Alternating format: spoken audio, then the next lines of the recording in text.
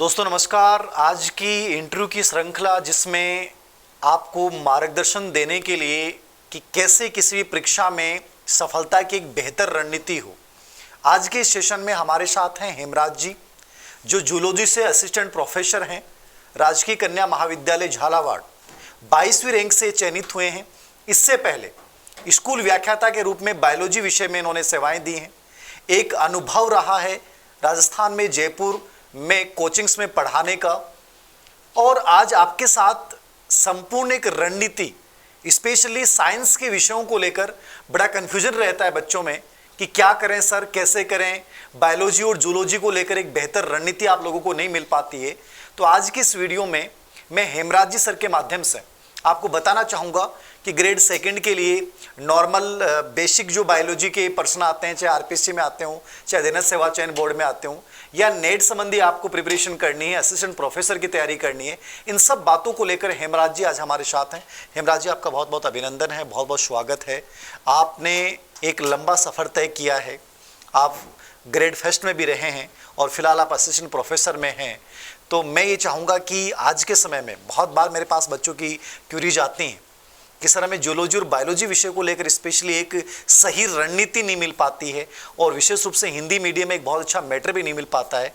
तो मैं आपसे सबसे पहले जानना चाहूँगा कि आपका जो ये सफ़र रहा है यहाँ तक पहुँचने का, इस दौरान क्या आपने कठिनाइयाँ महसूस की और उसके बाद यहाँ तक आप पहुँचे, तो इसके बारे में थोड़ा सा बच्चों को बताएं ताकि बच्चों को एक प्रेरणा मिले कि ज़िंदगी में परेशानियाँ, मुसीबतें हमारी ज़िंदगी का एक पार्ट होती हैं, लेकिन ये सही तरीके से और यदि हम एक सही दिशा में मेहनत करते हैं तो निश्चित रूप से हर चीज़ प्राप्त की जा सकती है। जी सर। सबसे पहले धीर सिंह सर को मेरा प्रणाम। आपके चैनल से जुड़े सभी साथियों को मैं दिल की गहराइयों से प्रणाम करता हूं, नमस्कार करता हूं।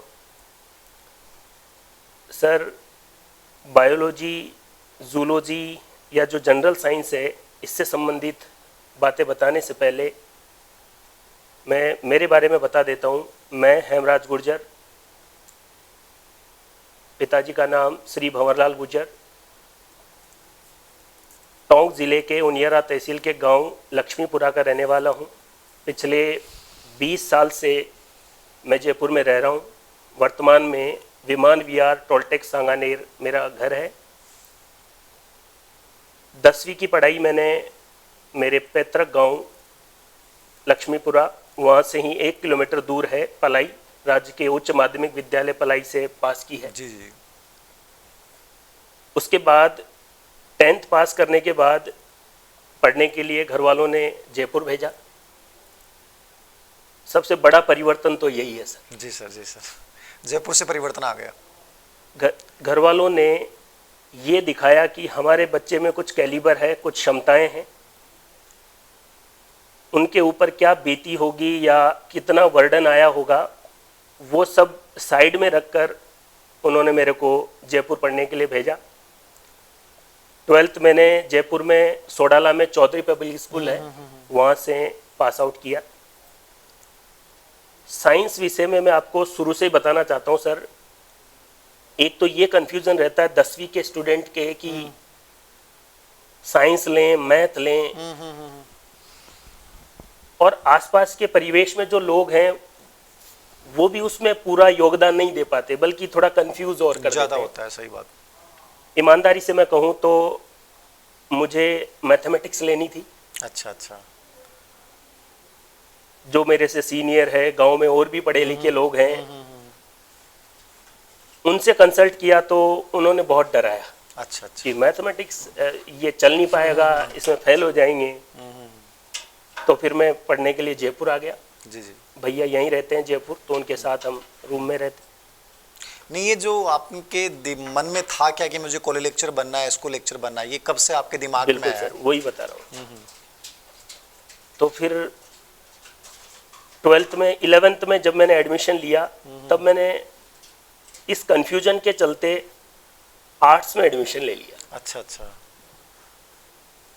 फिर 1 महीने पढ़ने के बाद सर, मैं ये बताना चाह रहा हूँ मेनली कि 10th के बच्चे को, 9th के बच्चे को आजकल फिल्मी माहौल में लोग ऐसा कह देते हैं कि आपके मन में जो आए वो करो।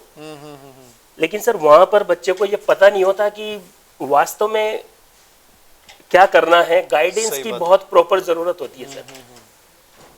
उसी बच्चे को नहीं सर, एमएससी पास आउट बच्चा भी कई बार कंफ्यूज हो जाता है। सही बात है।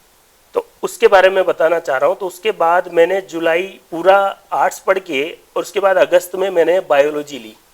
एक सही सज्जन ने मेरे को गाइड किया कि यार गांव से जयपुर आए हो तो फिर थोड़ा कुछ अच्छा करना चाहिए। मैंने साइंस ली। जीवन में सर अच्छे टीचर्स का बहुत योगदान रहता है। आज मैं आपके चैनल के माध्यम से 11th क्लास में रमेश जी प्रजापत सर थे, उनके पढ़ाने की टेक्निक, बात करने का तरीका, बच्चों के अंदर से जो उनके अंदर कैलिबर है वो कैसे बाहर निकालते हैं, वो उनको अच्छे से पता था। वहीं से ही सब कुछ बदलाव आ गया सर। जी सर। जो बच्चा गांव से निकल के आया था उसने स्कूल में भी बहुत बढ़िया रैंक हासिल की। घर वालों को भी ये भरोसा हो गया कि अब ठीक करेगा। वहां से फिर सर महाराजा कॉलेज में एडमिशन मिल गया। जी जी जी। यहाँ मैं ये बताना चाहूँगा सर कि उस एज में आपके फ्रेंड सर्किल का बहुत बड़ा रोल है सर। और मैं मेरे दोस्त ईश्वर शर्मा, योगेंद्र शेरा, दीपक चावड़ा, ईश्वर शर्मा अभी गृह मंत्रालय में है जी जी। और दीपक चावड़ा पोस्ट ऑफिस में है, और योगेंद्र शेरा 2018 में ही असिस्टेंट प्रोफेसर लगे हुए। ये जो सर्कल बना सर, उससे जीवन में ये फिक्स हो गया कि बहुत सही तरीके से चीजें करनी है। जी जी। तो कॉलेज से ही जब बीएससी पास आउट हुई तो पहला टारगेट ये था कि डिपार्टमेंट में एमएससी में एडमिशन लेना है और कॉलेज लेक्चरर ही बनना है। जी जी। इसलिए सर 2012 में एमएससी पास होने के बाद भी मैंने बीएड नहीं किया था। सही है। फिर कुछ परिस्थितियां और वो सब रही तो मैंने 2015 में बीएड किया, और उसी वैकेंसी में 2017 में मैं स्कूल व्याख्याता जीव विज्ञान के रूप में राजकीय उच्च माध्यमिक विद्यालय विराट सागवाड़ा डूंगरपुर में पोस्ट हुआ। जी जी। इन सभी बातों के अलावा सर मेरे जीवन में पढ़ना और पढ़ाना, इसका बहुत बड़ा योगदान रहा है सर। जी। 2012 से ही मैं एजुकेशन या टीचिंग फील्ड से अच्छे से जुड़ा हुआ हूँ, जॉब से पहले भी। फर्स्ट ग्रेड के बैच भी पढ़ाए हैं, सेकंड ग्रेड के भी पढ़ाए हैं। जयपुर से फिर एक पर्टिकुलर टाइम के बाद जब डूंगरपुर चले गए तो यहाँ से थोड़ा कट भी हो गए। उसके बाद सर डूंगरपुर रहे तो वहाँ भी इस वे में नहीं रहे कि यार 2 साल काटने हैं और यहाँ आना है। वहाँ भी जो भी बच्चे मिले, जो भी संस्था से जुड़े, मन से जुड़े, और अभी भी वहाँ के लोगों का बिल्कुल पॉजिटिव माहौल है। जब भी आते हैं मिलते हैं। जी जी।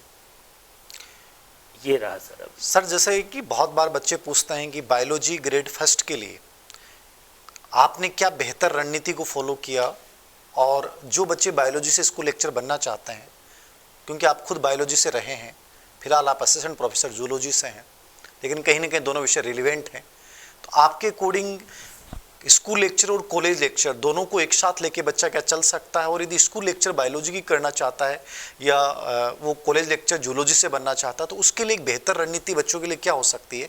कौन सी चीज़ों को बच्चे को फॉलो करना चाहिए, किन चीज़ों से उसे बचना चाहिए, कितनी क्लियरिटी इसमें होनी चाहिए, ये आपके अकॉर्डिंग आज के इस परिवेश में बच्चों को बताएं जो बहुत कन्फ्यूजन में रहते हैं। बिल्कुल सर। फर्स्ट ग्रेड के अभी रिजल्ट्स भी आ रहे हैं सर। जी जी। सर 12th में जब बच्चा बायोलॉजी सब्जेक्ट लेता है तो फिजिक्स, केमिस्ट्री और बायोलॉजी 3 सब्जेक्ट होते हैं। जी जी। और सर मोस्टली ज़्यादातर बच्चों को यही लगता है कि बायोलॉजी उसका फेवरेट सब्जेक्ट है और उसको बहुत अच्छे से आता है। जी जी। मैंने सर बहुत स्टूडेंट को पढ़ाया भी, रिजल्ट भी देखा। जब रिजल्ट में असफल हो जाते हैं उसके बाद भी उनसे बात की, तो मेरा यही एक्सपीरियंस रहा कि सबसे बड़ी गलती यही है सर। अब जब बच्चा 12th में भी ये मानता था कि बायोलॉजी मेरे को बहुत अच्छे से आती है, बीएससी में भी उसने केमिस्ट्री को ही ढंग से पढ़ा, बॉटनी और जूलॉजी की इसको तो मैं कर ही लूंगा। सर एमएससी करने के बाद भी आप बायोलॉजी की प्रिपरेशन करने वाले बंदे को फर्स्ट पेपर पर फोकस करते हुए देखेंगे, लेकिन बायो में पता नहीं अजीब सा ही कॉन्फिडेंस रहता है, लेकिन जब पेपर में करने जाता है तो नेगेटिव मार्किंग हो जाती है। जी जी। सबसे बड़ी प्रॉब्लम तो यही है कि आपने अगर एक बार पहले एग्जाम दे लिया है और आप असफल हो गए हैं तो आपकी रणनीति बदलने की जरूरत है। और इसके लिए मैं तो ये कहूँगा, बायोलॉजी में मोस्टली जैसे क्लासिफिकेशन सबको टफ लगता है, बार बार पढ़ते हैं, याद ही नहीं होता। और भी बहुत सारे टॉपिक है। एनसीईआरटी को अच्छे से पढ़ लें। मेन एनसीईआरटी से मेन स्टार्ट करें। एनसीईआरटी सर 11-12 की बहुत शानदार तरीके से कर लें। जी फिर क्या है कि सर मार्केट में जैसे नीट की प्रिपरेशन करने वाले बहुत सारे संस्थान हैं, जी जी वो अपनी बुकलेट बनाते हैं, उनसे आप क्वेश्चंस की प्रैक्टिस कर लें। ठीक है। इसके बाद सर बीएससी की सीबीएच या आरबीडी इसकी बुक्स आती है, आप अपना सिलेबस देखें और वहां से कंटेंट बना लें। ठीक है। फर्स्ट ग्रेड में सर एमएससी लेवल का भी आता है। जी जी मैंने मेरे चैनल पर भी एमएससी लेवल के जितने भी टॉपिक है सर वो करवा रखे हैं उसमें बहुत शानदार तरीके से करवा रखे। क्या नाम चैनल का? कॉन्सेप्ट प्लस एकेडमी के नाम से यूट्यूब चैनल है सर। ठीक है ठीक है। और वहां से नहीं करना चाहें सर तो और भी यूट्यूब के सोर्स हाँ, हैं। सही बात। और पाथफाइंडर एक बुक आती है सर, ठीक है। उससे ये एमएससी वाला पार्ट कर सकते हैं। जी ठीक। एक महत्वपूर्ण बात यह है सर, इस बार वाले पेपर में ही आरपीएससी ने बीएससी को छुआ है सर, अच्छा अच्छा। वरना एनसीईआरटी की डिट्टो कॉपी पेपर में आती है। पेपर में आती है। इस बार वाला जो पेपर था उसमें बीएससी लेवल के और कुछ एमएससी लेवल के भी क्वेश्चन आए थे। ठीक है। तो सिंपल सी बात है, एनसीईआरटी पर फोकस करें और उसके बाद क्वेश्चन सॉल्व जरूरी है सर। वो अभ्यास जितना ज्यादा वो करेंगे उतना अभ्यास बेटर। है। और उसके सर, लिए जो ये मॉड्यूल्स हैं कोचिंग्स के need वो सफिशिएंट सबसे है बेस्ट। सर। और सर एक बात ये भी है कि जैसे मान लो कहीं संस्थान से कर रहे हैं या ऑनलाइन कर रहे हैं, हाँ हाँ बच्चा तैयारी में पहले तो लिखता ही रहता है, अच्छा, नोट्स अच्छा। बनाता रहता है, हाँ हाँ रिवाइज कर ही नहीं पाता। हाँ हाँ हाँ। फिर वो जैसे तैसे उसको रिवाइज करता है तो क्वेश्चन सॉल्व सही से प्रैक्टिस नहीं कर पाता। बेस्ट तरीका यही है सर कि एनसीईआरटी, नीट के अकॉर्डिंग मॉड्यूल, बीएससी की सीबीएच की या आरबीडी जो भी उनको अच्छा लगे लैंग्वेज उसकी बुक्स, जी जी और पाथफाइंडर में से एमएससी लेवल का कंटेंट। अगर वहां नहीं मिलता है तो मेरे चैनल पर मैंने जो भी एमएससी लेवल का कंटेंट है वो प्रोवाइड कर करवा रखा है और बहुत अच्छे से मेहनत करके करवा रखा है। उसके बाहर बहुत कम चांसेज है कि चलिए। बच्चों को कोई तकलीफ होगी। बहुत बढ़िया। इस सफर के साथ आप ग्रेड फेस्ट को आराम से कर सकते हैं। बायोलॉजी वाले बच्चों के लिए बहुत अच्छे से सर ने बता दिया है कि एनसीईआरटी को बेस बना के चलें और ओल्ड क्वेश्चन पेपर के लिए या आप नीट के जो मॉड्यूल्स हैं उनको आप मैक्सिमम रिवाइज, जितना रिपीटेशन कर सकते हैं, जितनी एक्सरसाइज आप कर सकते हैं आपको करनी चाहिए। सर जैसे कॉलेज लेक्चर का सफ़र है जूलॉजी का या बायोलॉजी का मान लीजिए, तो उसमें क्या, कहाँ तक क्या बच्चे को क्या करना चाहिए, उसमें क्या डिफरेंस आएगा वहाँ यदि वो करना चाह रहा है तो? बिल्कुल सर आरपी सबसे बड़ी बात तो ये समझनी है कि कॉलेज लेक्चरर जूलॉजी या बॉटनी, बच्चा नाम सुनते ही फॉरेन राइटर्स की बुक उठाता है। अच्छा अच्छा। आरपीएससी ने सर पिछली बार भी और इस बार भी बहुत प्रयास किए, लेकिन उस लेवल का, नेट लेवल का क्वेश्चन पेपर वो नहीं बना पाए। नहीं बना पाई। यही सबसे बड़ी गलती हो जाती है सर। अगर आप देखेंगे भी सर तो जो सेलेक्ट हुए हैं बंदे उसमें वो लोग ज्यादा है जो पीएचडी नहीं कर रहे हैं, रिसर्च वर्क नहीं कर रहे हैं। अच्छा, मतलब जो डीप में नहीं जा रहे हाँ, हैं और जो एनसीईआरटी और उस पर फोकस रख के और अपना एग्जाम आराम से क्रैक कर लेंगे। बहुत तो शानदार। सबसे बड़ी बात तो कॉलेज लेक्चरर में ये ध्यान, आरपीएससी के पुराने पेपर, और अगर आप इसको जो कॉलेज व्याख्याता है उसका भी करना चाहते हैं असिस्टेंट प्रोफेसर वाला, तो भी पुराने पेपर जरूर देखें 2 साल के, उससे आपको आइडिया लग जाएगा कि करना क्या है। सही बात है। और भी स्टेट पीएससी है उनका देख लें। सर एक और एग्जाम है एससीएफ, उसमें अच्छा। भी सब्जेक्ट वाइज पेपर होते हैं, जैसे जूलॉजी का अलग, बॉटनी का अलग, वहां से पुराने पेपर निकालें, उनको अच्छे से देखें। और कंटेंट के लिए मैं आपको इसके लिए भी वही प्रेफर करूंगा जो Same मैंने चीजें। आपको, सेम चीज, उसके बाहर कुछ भी जाने की जरूरत नहीं है सर। बहुत बढ़िया बहुत बढ़िया। मतलब दोनों चीज़ों को साथ लेके चला जा सकता है। कंटेंट में ज़्यादा कोई डिफरेंस सर ने बताया नहीं है, वही चीज़ों को आपको प्रीफेयर करना है। सबसे बड़ी चीज़ है कि आप जितने ज़्यादा ओल्ड क्वेश्चन पेपर्स निकालेंगे उतने ज़्यादा एडवांस होते जाएंगे, याद रखना। और बहुत डीपली कॉलेज लेक्चर में आपको नहीं जाना है, आप ऊपरी लेवल पे भी पढ़ते हैं तो आपका हो सकता है। बड़ी बात ये है, चाहे स्कूल लेक्चर हो चाहे कॉलेज लेक्चर हो, उसमें आपका जो जीके वाला पार्ट है, जैसे कॉलेज लेक्चर में 3rd पेपर है, उसको थोड़ा सा ढंग से तैयार करें। और स्कूल लेक्चर में जो 1st पेपर है उसमें जो चीज़ें ह्यूमैनिटीज़ वाले विषय हैं वो साइंस वाले बच्चों के लिए बड़ी प्रॉब्लम क्रिएट करते हैं, तो उनको थोड़ी सी यदि प्राथमिकता से आप कर लेते हैं तो निश्चित रूप से चाहे बायो में हो, चाहे जूलॉजी में हो, चाहे बॉटनी में हो, आप चाहे स्कूल लेक्चर से कॉलेज लेक्चर तक का सफ़र बड़ा आसान हो जाता है। एक सवाल और आता है सर, कई बार बच्चे पूछते हैं, जैसे ग्रेड फेस्ट में साइंस के जनरल पेपर में 4 से 5 प्रश्न आते हैं। अधीनस्थ सेवा चयन बोर्ड की जितनी परीक्षाएं होती हैं वहाँ जनरल साइंस के बहुत सारे प्रश्न आते हैं।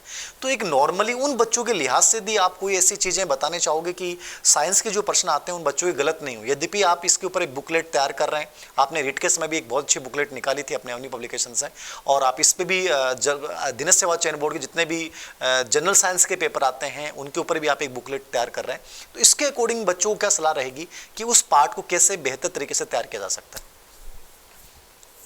सबसे महत्वपूर्ण बात तो यह है सर कि जनरल साइंस के क्वेश्चन भी इस लेवल के पूछे जा रहे हैं कि केवल एक सिंपल टॉपिक पढ़ा के और वहाँ से क्वेश्चन सॉल्व नहीं किया जा सकता। जी जी। ये चीज़ मैं बहुत समय से फेस कर रहा हूँ, और कई बार जनरल साइंस में मैंने राजस्थान पुलिस और रीट L1 के बच्चों को, L2 में तो फिर भी स्पेशलाइजेशन आ जाता है, LDC इनकी भी क्लास ली है साइंस की। जी जी। जो भी बच्चों की समस्या रही उसको ध्यान में रखकर अधीनस्थ सेवा बोर्ड हो या RPSC जी, इनके लिए जो भी जनरल साइंस के क्वेश्चन है जी, एक सिंगल बुक में बहुत शानदार तरीके से और जल्दी मार्केट में अवेलेबल हो जाएगी। उसमें आर्ट्स वाला बंदा भी अच्छी तरीके से समझ पाएगा। मेन दिक्कत यही रहती है सर, शॉर्ट में पढ़ाने के चक्कर में टीचर्स ऊपर ऊपर की बातें बता देते हैं, लेकिन अब आर्ट्स वाले तो इलेक्ट्रॉन प्रोटॉन ये चीजें उसने सुनी नहीं है। अब वो कह के चले जाते हैं कि प्रोटॉन नाभिक में पाया जाता है, अब उसको नाभिक ही नहीं पता है। तो इन सारी चीजों को बहुत शानदार तरीके से कंपाइल करके और अवनी पब्लिकेशन पर फिजिक्स केमिस्ट्री बायो तीनों का, और अधीनस्थ सेवा बोर्ड हो या RPSC हो या और कोई भी SSC का भी जनरल साइंस हो, मैं पूरे आत्मविश्वास से कह रहा हूँ सर, बहुत मेहनत कर रहा हूँ और उससे बहुत शानदार रिजल्ट रहे। चलिए बहुत बढ़िया। एक अंतिम रूप से मैं सवाल पूछूंगा सर, आज का बच्चा बड़ा कंफ्यूज्ड बहुत रहता है, चाहे वो साइंस का बच्चा है चाहे ह्यूमैनिटीज का बच्चा है। आज के इस दौर में बच्चा डिसीजन नहीं ले पा रहा है।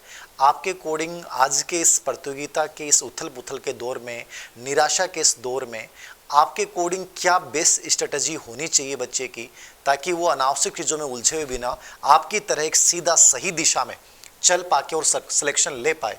इसके लिए अंतिम रूप से आज के इस दौर के बच्चों के लिए आप क्या मैसेज देना चाहेंगे? सर अभी थोड़े दिनों पहले L1 का रिजल्ट आया सर। जी जी। सफल जो भी अभ्यर्थी हुए हैं सबको मेरी तरफ से बहुत बहुत बधाई सर। Thank you. लेकिन जो असफल हुए हैं सर, उनको आज क्या सोचना है उनका, ये उनकी आगे की सफलता डिसाइड करेगा। सही बात है। और सबसे महत्वपूर्ण बात है कि असफल होने के बाद, देखो सर डायरेक्ट सफलता तो ना तो मेरे को मिली है, किसी को नहीं मिली है। एक असफलता के बाद आपका आगे क्या स्टैंड रहता है, उसमें उस दिन आपका क्या डिटर्मिनेशन है, क्या सोच है। सही बात। दूसरी बात सर, पेरेंट्स, मैं सर बिल्कुल लॉजिकली बात बता रहा हूँ, फेल होने के बाद आपके पेरेंट्स या आपके जो भी गाइडेंस करने वाले हैं उनका क्या स्टैंड रहता है वो बहुत महत्वपूर्ण रहता है। मैंने सर स्कूल में भी या जहाँ भी, जैसे रिजल्ट के बाद पेरेंट्स का भी फोन आए तो उनको कहा है सर, जैसे मान लीजिए सर घर में ही देख लेते हैं, किसी के पापा है अपने बच्चे का इंट्रोडक्शन करवा रहे हैं कि जी जी, ये मेरा बेटा है, 2-3 बार एग्जाम दे लिया, पढ़ता लिखता तो है नहीं और घूमता रहता है। जी जी। तो सर बच्चे के दिमाग पे तो कोई मतलब वो प्रेशर महसूस करता है, वो हाँ अजीब सा प्रेशर, हीनता का भाव फील करता है। और साइकोलॉजी के बारे में तो आपसे बेहतर कौन बताएगा, लेकिन उसके अलावा अगर ये कहा जाए सर कि मेरा बेटा है, अगर इसके 10 में से 0 भी आए मैडम या सर तो कोई बात नहीं, अगली बार मेहनत करेगा। सही बात सर, इस बात का मैंने बहुत बच्चों पे एक्सपेरिमेंट करके भी देखा है। जी जी। आपको मैं एक उदाहरण बताना चाहूँगा। 10वीं क्लास में एक लड़की थी ममता बैरवा, 10 में से 0 साइंस में आए तो उसके पेरेंट्स मेरे से मिलने आए। स्कूल में भी सर 10वीं दो या 8वीं दो, कहीं तो मैं फर्स्ट क्लास में भी गया हूँ, पढ़ाने में मजे आते हैं। तो उन्होंने कहा कि ये फेल होगी। पापा कह रहे हैं लड़की के कि इसको कोई पास नहीं करवा सकता। मैंने कहा कि ये पास होगी और अच्छे नंबरों से पास होगी। केवल ये भरोसा सर, 10वीं में भी पास करवाया, 12th में भी 88% और अभी बच्ची महारानी कॉलेज में BA कर। बहुत बढ़िया। तो ये जो चीजें हैं, इसका पेरेंट्स को बहुत ध्यान रखना मतलब पड़ेगा। सबसे बड़ी बात है कि बच्चे को अपने को भरोसा दिलाना भरोसा है, दिलाना चाहे है। वो विफल हो गया लेकिन अपन उससे कहेंगे तुम कर पाओगे, कर ये सबसे पाओ, महत्वपूर्ण। ये सबसे महत्व। और सर 11 का रिजल्ट आया, जो बंदा असफल हुआ है, पेरेंट्स तो अब सबके पास तो अपन हाँ, जाएंगे नहीं, सही बात। लेकिन सर मैं भी देखता हूं और लोगों के रेस्पॉन्स भी उसके अकॉर्डिंग। अब बच्चा फेल होके जब धीर सिंह सर के चैनल पर आएगा सर, एकमात्र जगह उसको मिलती है जहां से वो जिंदा खड़ा होके वापस लड़ने के लिए तैयार होता है सर। और इस चीज का बहुत महत्व है सर। मैं तो मोटिवेशन को सबसे ज्यादा योगदान मानता हूँ। मोटिवेशन बिना लर्निंग स्टार्ट हो ही नहीं सकता। हो ही नहीं सकती। और सर सीधी सटीक जो गाइडेंस वाली बात है या क्या करना चाहिए, जैसे कोई L1 में फेल हो गया, असफलता से घबराने की जरूरत नहीं है, सबको आई है। सही बात। अब कैसे खड़ा होना है, आप खड़े हो सकते हैं, पेरेंट्स से बात करिए, कोई आपका टीचर है उससे बात करिए, और ऑनलाइन और ऑफलाइन इस झंझट में पढ़ने की जरूरत नहीं है सर। ऑनलाइन घर बैठे इतनी बेहतरीन चीजें जब मिल रही है, सही बात है। बस ये थोड़ा ज्यादा हो गया तो सेलेक्ट करना है, तो उसके लिए टीचर्स है, उनसे गाइडेंस ले। एक अपनी रणनीति फॉलो कीजिए, असफलता से घबराने की आवश्यकता नहीं है। और याद रखना, असफलता ही सफलताओं की जननी है, तो किसी भी रूप में तनाव नहीं लें, यही सर का कहना है। मेरे अकॉर्डिंग आज के सेशंस हैं, ग्रेड फर्स्ट के बच्चों को, असिस्टेंट प्रोफेसर के बच्चों को जनरल साइंस के लिए कैसे क्या बेटर हो सकता है, इसके लिए सर खुद बुकलेट एक अच्छी निकाल रहे हैं, जैसे रेट के समय बहुत अच्छी बुकलेट निकाली थी। और सबसे बड़ी बात जो सर ने अंतिम रूप से कही है वो यही है, विफलताओं से कहीं घबराने की आवश्यकता नहीं है, भरोसा अपने आप को दिलाना है। कोई आपके साथ खड़ा होता है तो ठीक है, नहीं तो अपने आप से बात करके अपने आप को विश्वास दिलाइए कि हम निश्चित रूप से आगे बढ़ेंगे। असफलता मिली जरूर है, लेकिन ये असफलता अंतिम नहीं है, याद रखना, क्योंकि सफलता की कहानी यहीं से शुरू होती है। तो मैं हेमराज जी आपका बहुत बहुत धन्यवाद कि आपने समय निकाला और इस सेशन के माध्यम से लाखों बच्चे लाभान्वित होंगे। बहुत सीधी और सटीक शब्दों में आपने सब कुछ बता दिया है मेरे अकॉर्डिंग। फिर भी आपका कोई कमेंट हो, कोई आपका प्रश्न हो, तो आप कमेंट बॉक्स में लिख दीजिएगा। सर के माध्यम से मैं चाहूँगा कि आपको उसका जवाब मिल जाए। फिर भी सर जुड़े रहते हैं, इनके लायक दोबारा भी कोई सेशन होगा तो निश्चित रूप से करवा लेंगे। आपकी जो भी प्रॉब्लम्स हैं उनको हमें बताइए और मस्ती के मूड में आने वाली भर्तियों के लिए अपने आप को तैयार कीजिए। बहुत बहुत धन्यवाद सर आपको। बहुत बहुत धन्यवाद सर।